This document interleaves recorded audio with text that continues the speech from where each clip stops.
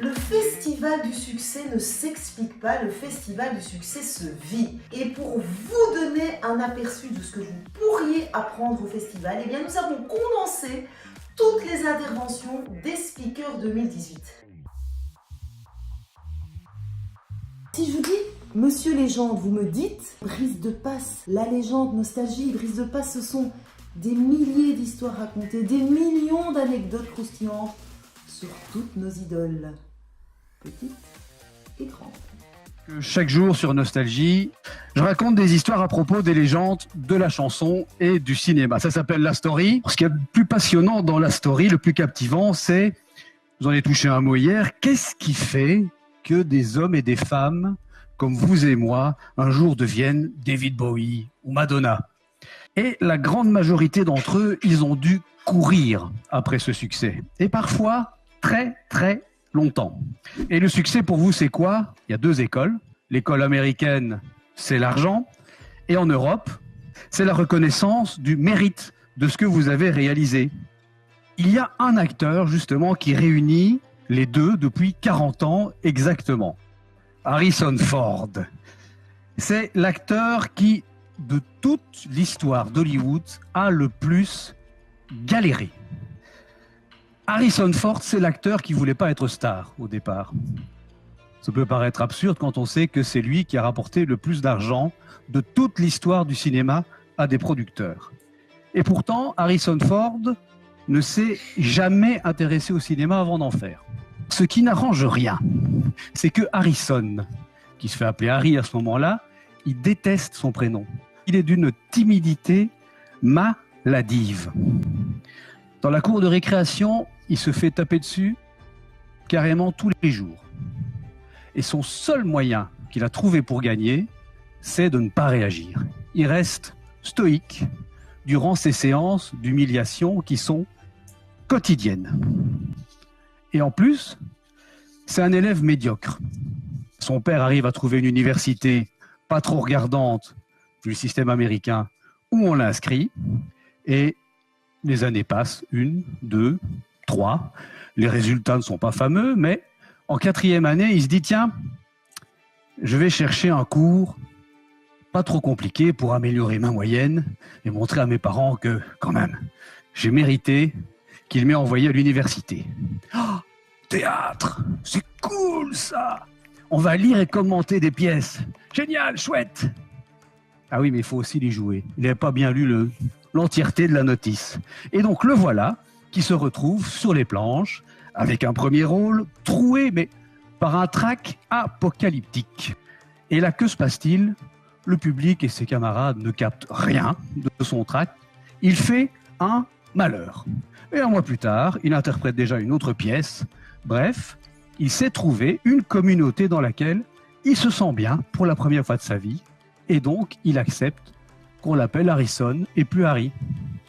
Revers de la médaille, il s'est désintéressé totalement des cours. Quelques jours avant la remise du diplôme de philo et lettres, il apprend qu'il ne l'aura pas.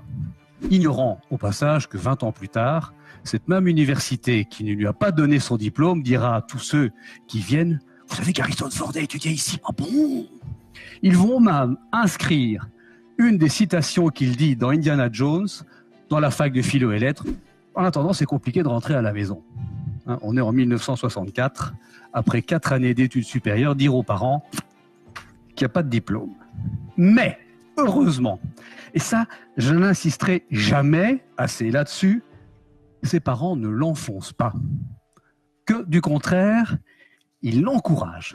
Alors, avec quelques sous en poche, le voilà qu'il tente sa chance à Hollywood où il ne connaît personne. Et ça se voit.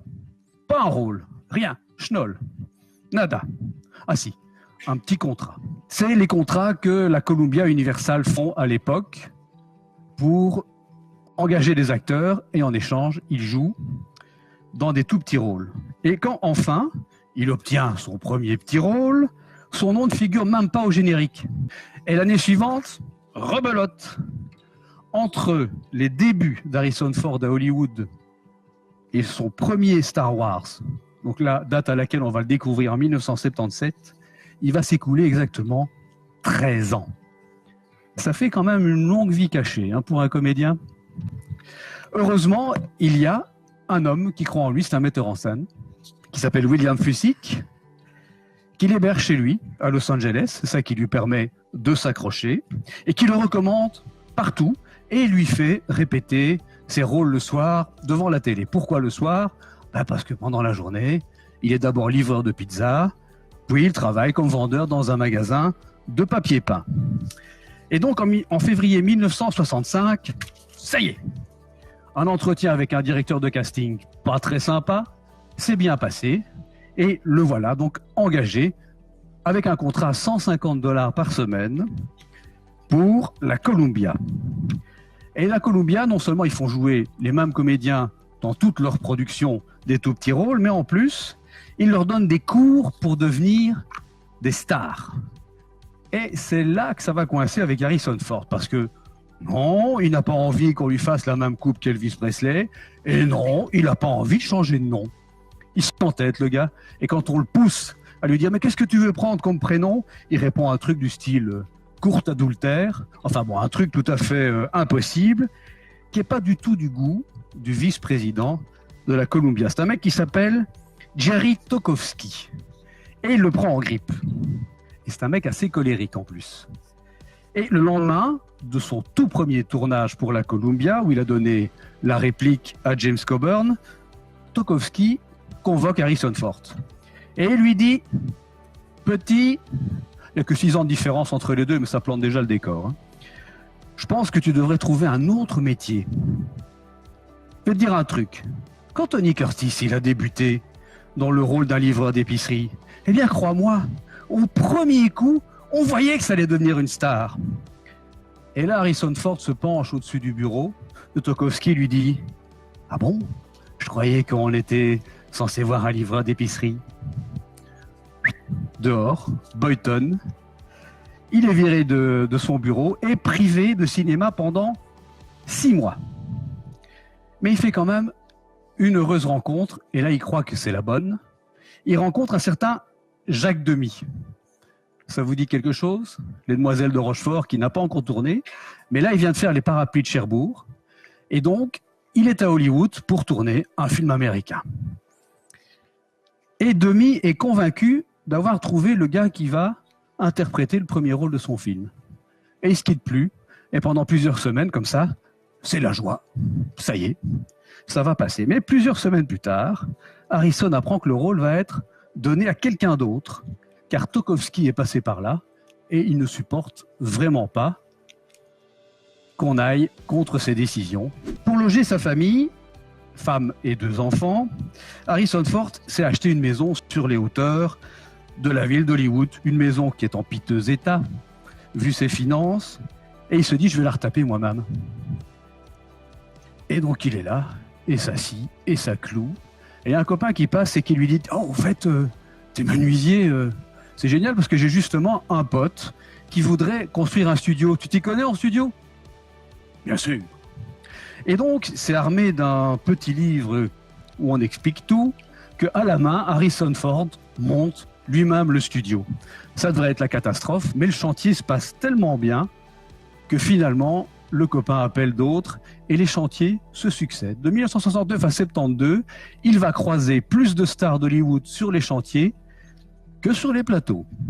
Parfois, il dit à son agent « je ne vais quand même pas accepter un rôle qui me rapporte moins que mon métier de menuisier ». Et donc, après 8 années à Hollywood, Harrison est toujours pauvre, mais il sait ce qu'il veut, des bons rôles. Et le premier lui arrive enfin, on est en 1973, avec un réalisateur qui vient de faire un flop, et qui s'appelle George Lucas, et qui a une idée de film, tourner la dernière nuit d'étudiants en fin d'humanité, avant qu'ils se séparent pour aller à l'UNIF. Le film s'appelle American Graffiti, il a un tout petit budget, mais là c'est le succès gigantesque. Aux États-Unis, c'est l'explosion.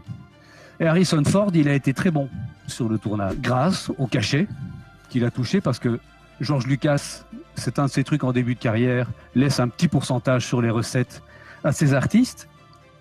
Le voilà qui gagne un peu de confort, et il se dit, ça y est, maintenant, c'est parti pour le succès. Ah ben non, pas du tout. Les 2 années qui suivent, les rôles ne suivent pas. Mais il y croit. Ces chantiers, pour éviter la honte de croiser d'autres comédiens et réalisateurs, il les fait de nuit. Mais un jour, son chantier a pris un peu de retard. Il est chez Francis Ford Coppola. C'est le petit matin. Et il s'en va très vite. Et il tombe nez à nez avec George Lucas. Salut, comment tu vas? Je viens faire le casting d'un nouveau film que je prépare. Tu sais, c'est un film de science-fiction. Pendant qu'il reprend ses affaires, Lucas se dit, tiens, ça serait quand même bien de prendre Harrison Ford comme répétiteur pendant les castings. Il lui demande s'il veut le faire. L'autre dit, d'accord. Et pendant plusieurs jours, il briefe les comédiens quand ils arrivent et il leur donne la réplique. Mais lorsqu'il assiste à un bout d'essai entre Mark Hamill, qui est un jeune comédien de sitcom, et Harrison Ford, alors là, la perfection du duo lui apparaît de manière si criante qu'il se dit « Allez, c'est lui que je vais prendre parce que Han Solo, c'est lui. » Pour Harrison Ford, c'est la première fois qu'il va enfin pouvoir incarner un premier rôle, un personnage auquel le public va pouvoir s'identifier. Mais sa joie est vite ternie quand on lui remet le scénario et les dialogues du film. « Mais bon Dieu, Georges, que tu écrives des conneries. Ok, c'est une chose, mais les jouer, non. C'est pas possible. » Parce que c'est ça le problème. Comme plus tard un certain Luc Besson, c'est un visionnaire, George Lucas, dans le cinéma, mais c'est pas un auteur. Alors, Harrison Ford va trouver une martingale incroyable. Il va dire, moi je veux pas du texte. Avant le tournage, vous me briefez, vous me dites ce que je dois faire, et j'improvise. Et donc c'est comme ça qu'il va lancer cette fameuse rasante, cette conversation quand il tire dans l'interphone, ou encore quand il dit « Bravo, mais ne prends pas la tête, petit gars !»